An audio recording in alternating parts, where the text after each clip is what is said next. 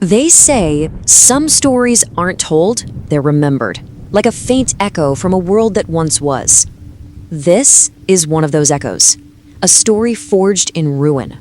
It's a story of a life that had to grow from total devastation because, well, there was nothing else left. So listen closely.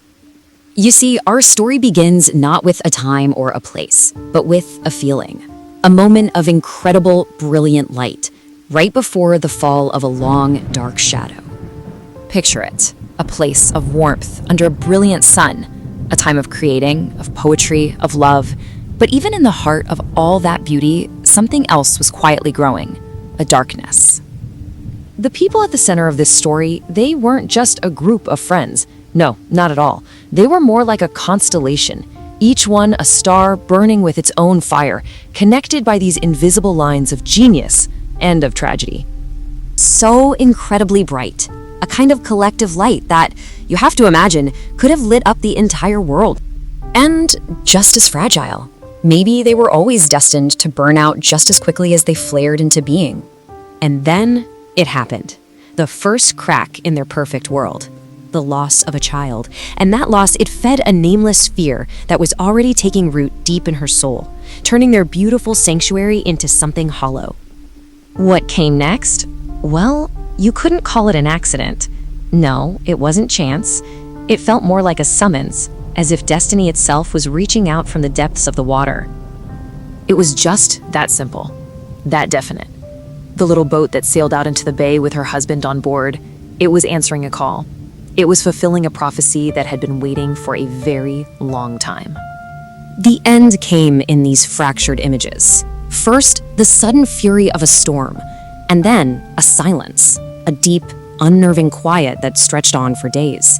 And finally, the inevitable discovery on the shore. In that single moment, her world didn't just break, it was cleaved right in two. There was the life before, and then there was the long, desolate life that was still to come. So now, she had to learn how to live in the second half of her life, a life spent walking among the wreckage of the first. Her return home wasn't a comfort. It was a kind of exile into a harsh, cold new reality. And this is what she was left with. Just the wreckage and the few shattered pieces she could gather from it. Her husband's father then offered her a truly cruel choice. He told her that she and her only surviving son, they could have security. They'd be provided for. But the price for that safety was her voice, her name, her identity as a writer had to be erased. Her answer was clear, but to just call it a refusal really misses the point. This was an act of resistance. It was the first unshakable step she took to write her own story, on her own terms. From that day on, her writing, it was no longer just a craft or an art form. It became a weapon. It became a tool for survival. For her, writing was now something primal. It was how she breathed when the air in the world felt too thin to take in.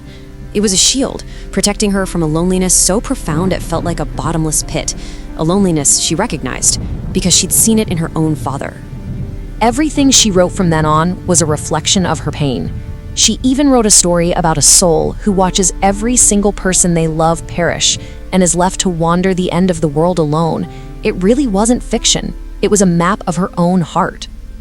And all of this suffering, all of this loss, it gave her something in return.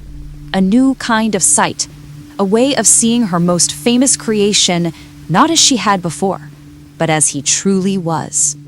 When she looked upon the man she had made from parts, the creature born from her imagination, she no longer saw a monster or a villain.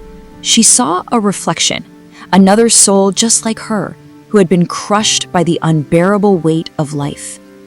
Over many, many years, the storms inside her finally began to quiet down.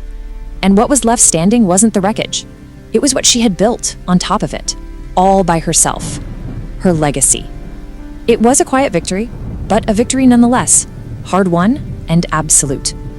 And so her story, it leaves us with this question, just hanging in the air like an echo. She wasn't just a woman who created a monster. She was a woman forced to create herself out of the ruin of everything she had ever known.